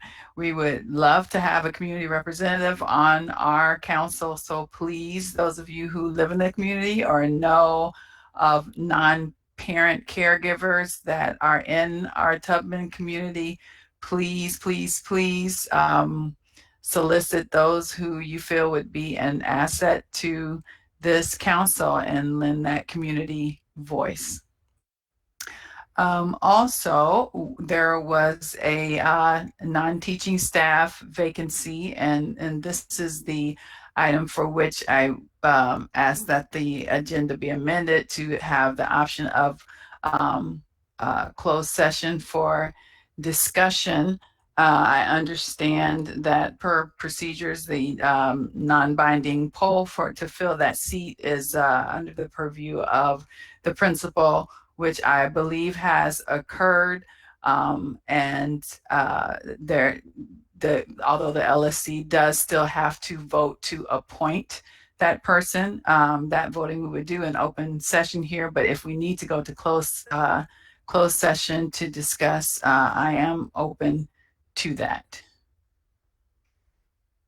Would anyone like to move into closed session to discuss?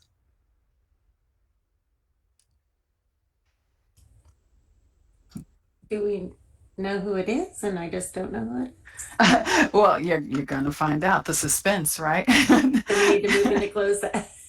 No, we don't have to move into closed session to state the non-teaching staff name. Oh. I will give the floor to Principal Gibson. Okay. So our non-teaching staff is Sharice Brooks.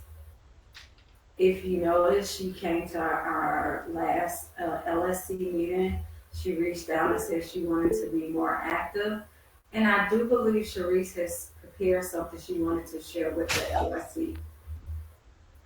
Oh, thank you. Sharice? Yes, hi, everyone.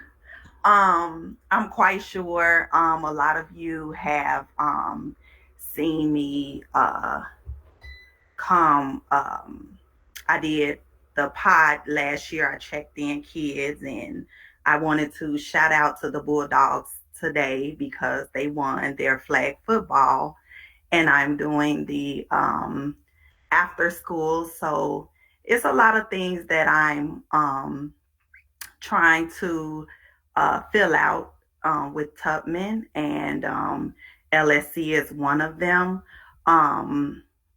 And after school is also new for me. So it's been such a treat to participate in the after school with flag football. And I look forward to joining other after school programs in the future. I just wanted to really formally introduce myself.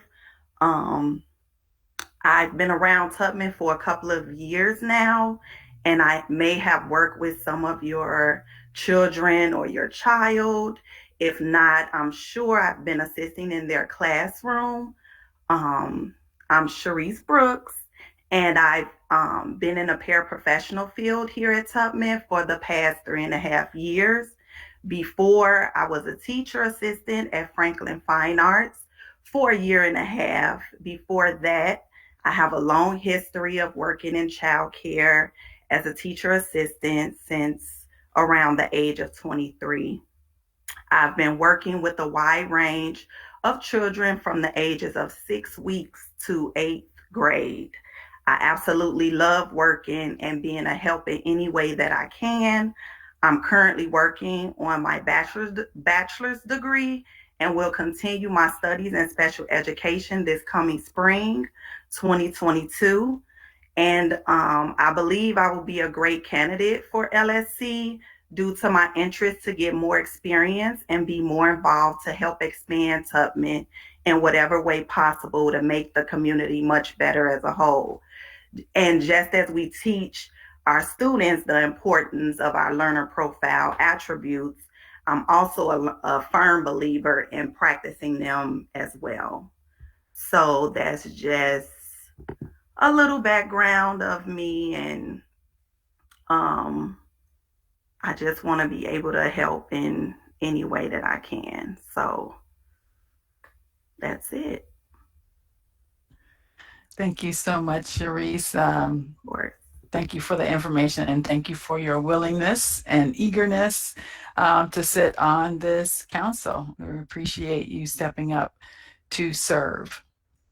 I am going to motion that the LSC appoint Sharice as the non-teaching staff member to the council. Is there a second? I second. I wanted to second. My first chance to pull out the pom-poms tonight. Is there any discussion? I'm excited, so let's vote. All in favor, please vote using your icons.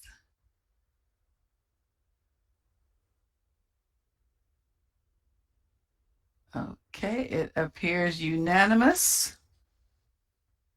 Sharice, you are now a seated voting member of the Harriet Tubman Local School Council. Welcome aboard. Thank you. Okay, the next item on the agenda is public participation. Did we have any sign up? We did. We had two members sign up, or two Tubman community members have signed up. Oh, okay. Mac, if you could proceed. Yep. Members of the public are welcome to make comments and ask questions, but they must sign in to participate. The public is called upon to speak in the order they sign in. The public is kindly requested to limit their comments and questions to 3 minutes. Based on the comments or questions, the principal may address some concerns directly and, if necessary, create an action step for the LSC to follow up with the involved parties at a future date. While the LSC will do its best to address any comments or questions, when necessary, more time may be needed to adequately address a particular concern. So when our speakers start, I'll time for 3 minutes on my phone and then let you know right as your time is about to run out. First up is Jonathan Beck. Jonathan Beck.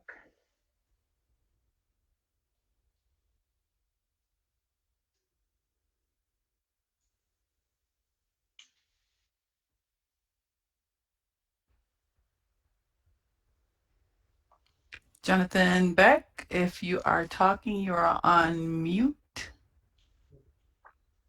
He is on the call. I see him.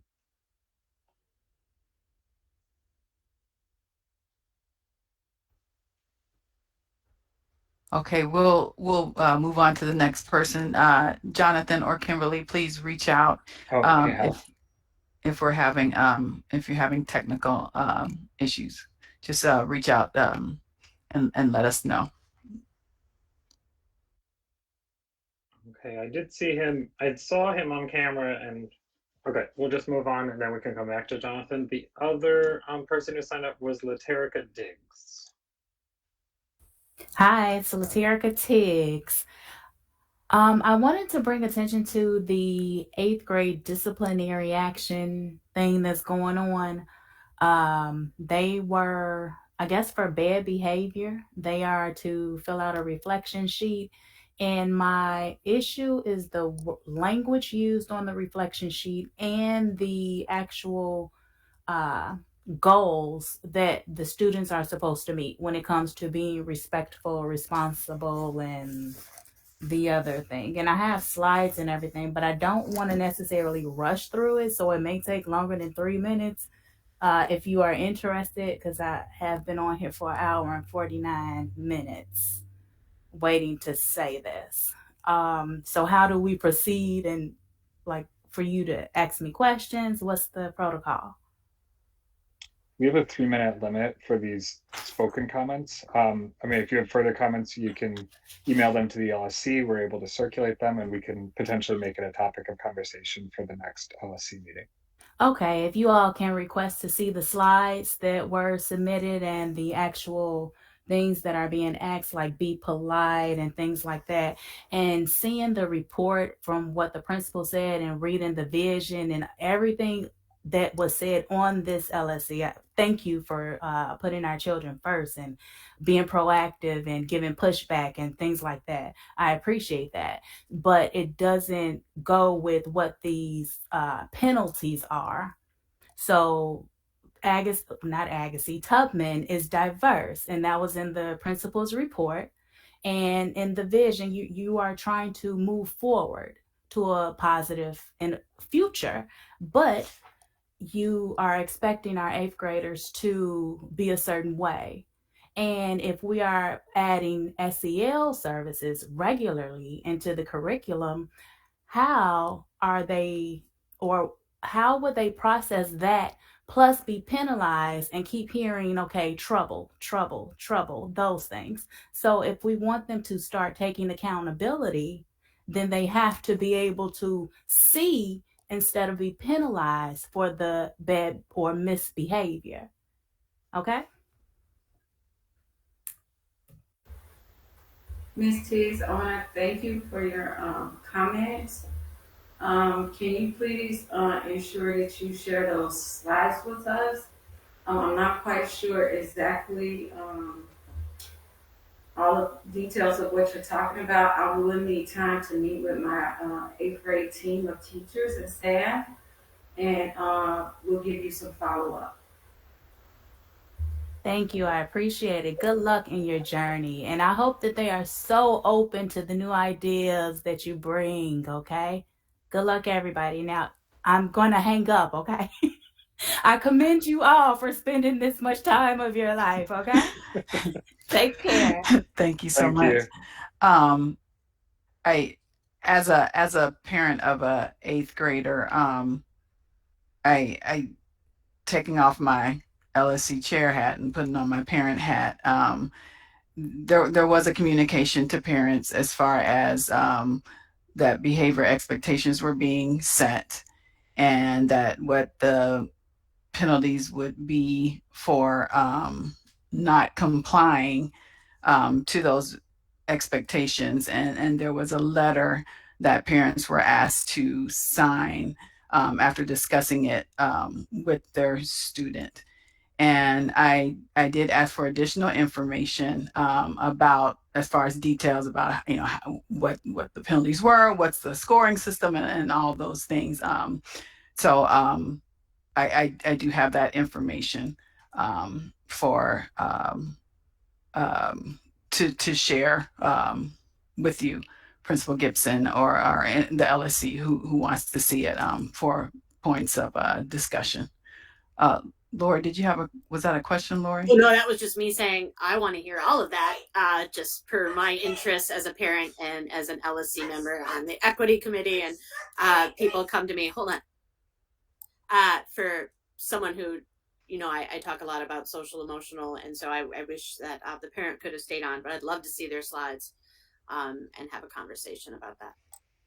Okay, thank you. Jonathan Beck, are we? Can you hear me this time? Yes. Okay, sorry about that. As we've made our way into the beloved cold season, I know that a number of colds have gone around the school. I know that all 3 of my kids were lucky enough to get them and to pass them along at home. My concern is with the communication that's come from Tubman when the kids have been home sick. District and CDC guidelines, as well as common sense, would appear to indicate that if a child has cold symptoms, not just COVID symptoms, that the child should stay home to avoid spreading the joy. The telephone communication that my wife and I received, however, indicated that if the kids did not have COVID or COVID symptoms, they needed to be back in school. Anecdotally, from conversations with other parents, it doesn't appear that we were the only parents to get this type of message. While I understand that attendance percentages are important metrics for CPS schools, this advice would appear to be folly from a public health standpoint. I know that Tubman has seen a change in staffing of the nurse's office in the recent past, but I wanted to make certain the school, the district, and the parent community were all on the same page as to sick policy. Additionally, I've noticed a trend that attendance calls from the school nurse have been consistently coming through, regardless of parental communication having been sent to the classroom teacher or teachers, as well as the Bulldog attendance email addresses. There seems to be a breakdown of some sort in communications between the front office and the nurse's office. I trust that the newly filled front desk position and nurse's position will go far in the improvement of this communication, but it's still a definite concern. Might it be possible to include the nurse in the distribution list for the attendance emails? And that's it for me. Hi, Mr. Beck. You brought up some very good concerns, and I just have a follow-up question. Was that call you received a district-wide call about sickness? Because I know our Tubman communication, specifically even on the state of schools, is if your child is sick, keep them home. I know that was my communication to families during the state of school meeting. Please know that you should keep your child home. We will work on that communication. If you're getting double calls, if you communicated with a teacher of why your child was out, and then a nurse and an office is following up with you. So I will definitely look into that, and we can put some better practices and protocols in place. And to follow up to your question, yes, the calls were coming from the Tubman nurse's office. I ignore the calls from CPS robocall. I let them go in my voicemail. I see which child it is that shows up in the text translation of the voicemail, and I make sure that that kid was actually either in school and incorrectly flagged or was in fact out of school as expected. So yes, these were in-person human calls coming from the nurse's office. I just wanted to clarify, like in terms of what CPS's policy is, I spend a lot of my time writing notes for kids going back to school. CPS's policy is that if you're COVID negative, so you've had a COVID test, your symptoms are improving, and you've been without a fever for more than 24 hours, you can go back to school. So if kids have cold symptoms, have been tested, are on the mend, per CPS, they should be coming back and allowed back. But if they haven't been tested, if they're continuing to be very ill, or if they have fever, they're not supposed to be there. So I think there may be some inexact wording that's coming out that we're maybe somewhere in between, but I just wanted to clarify what CPS's official stance is, because it's what we write in our letters every single day matches what the CPS official guidance is. And so the theory being, if you're not COVID positive and your symptoms are improving, if you stay home till your nose isn't running anymore, you're going to miss the whole year. Thank you, Kate. I'm sorry, I didn't see hands raised. I think Cindy, you have your hand raised, and then Lori as well, please. Mine was a mistake. Oh, okay. Lori? I just want to say I got the same call that the Beck family got. It was from, I believe, Cheryl. It was the nurse at Tubman. We had a long conversation. I had kept my kids home for 4 days because they had colds. And I was told that it was CPS policy that they wanted my kids in the building. And I felt like I was being shamed and guilted because I kept my kids home because they were coughing, had runny noses. I was like, hey, it's a cold. That's still contagious. I don't want my kids coughing and sneezing into a mask for 8 hours. But the message was very clear that CPS, as long as it wasn't COVID, wanted my children in school no matter what. And I answered the phone.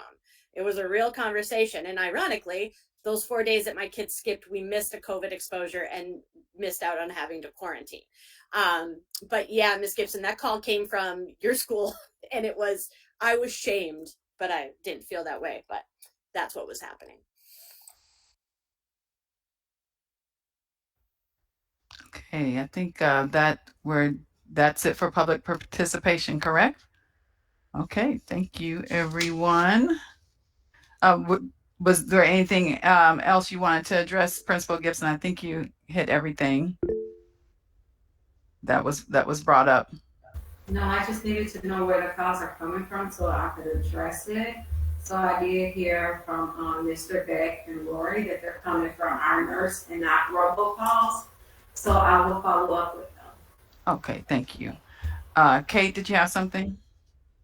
I just wanted to say, I think we've talked about this a couple times in the past, but it was really nice to hear from a parent that we haven't heard from before today, but saying that she had to wait an hour and 49 minutes to say something. I really do feel like us putting public participation at the end is not very, it's not really helping people come and have their voices heard. And I really would like to discuss talking about putting it somewhere else or seeing what we can try to minimize or see what we can try to do faster so that we're not in the same situation that people have to spend 2 hours of their Wednesday just to get 3 minutes to speak. Yeah, I agree wholeheartedly. I think at one point we had, like you said, talked about doing it earlier or having to, and actually it's a simple fix. We just put it earlier. We start putting it earlier, period. I think with the agenda out ahead of the meeting, those who want to stay on and listen and potentially chime in regarding what's been discussed, that opportunity can be there at the end. But yeah, I agree, we need to have it earlier. So we'll do that moving forward. Anything else? Okay, the next thing on the agenda, action items and next steps. Cindy, do you want to read what you have, or you want me to read, or how you want to do it?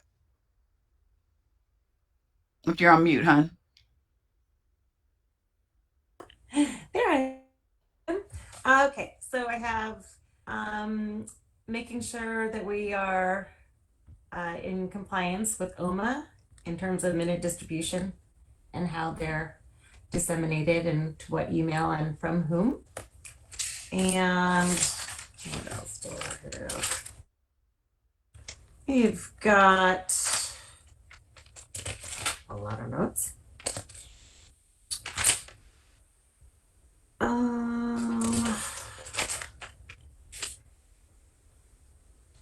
Discuss bylaws, the updated conversation with CPS Legal in terms of the bylaws at the December meeting. Mm-hmm. Add the her name was Tiggs, the Terica. Mm-hmm. Add her slides. So is that sort of an invite, or add that to the agenda so she can present at the next meeting and have time to do that? Yeah, the information will be shared with Principal Gibson. Okay. And the rest of the LSC, those who want to see it. But I don't think we need a formal action item or anything. We just need to make sure that that Principal Gibson gets the information and the LSC get the information.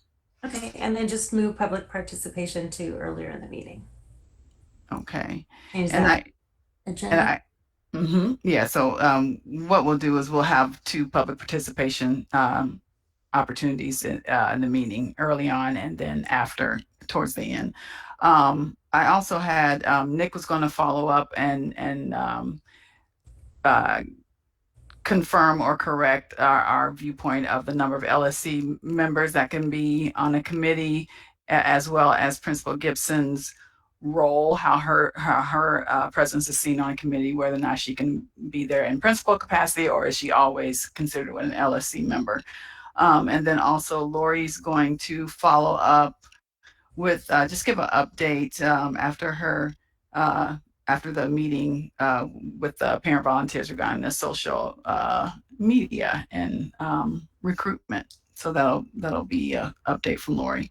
And Cindy's on there. Oh, and Cindy. Oh, okay, great. Okay. So we're updating our marketing and communications. Okay. And then I am going to gather the committee members and heads and get that information to Principal Gibson for publication on the website and share out. Anything else anyone can think of? No? Okay. The next item is announcement of the next meeting date. The next regular meeting will be December 1st, 2021 at 6 p.m. The meeting will be virtual unless it's stated otherwise on the agenda. We are planning for virtual. The next item on the agenda is to adjourn. Is there a motion? I'll motion. Is there a second? I'll second. Any discussion? Please vote. All in favor of adjourning? Looks to be unanimous. The meeting is adjourned at 8:04. Thank you everyone for calling in, and especially our community.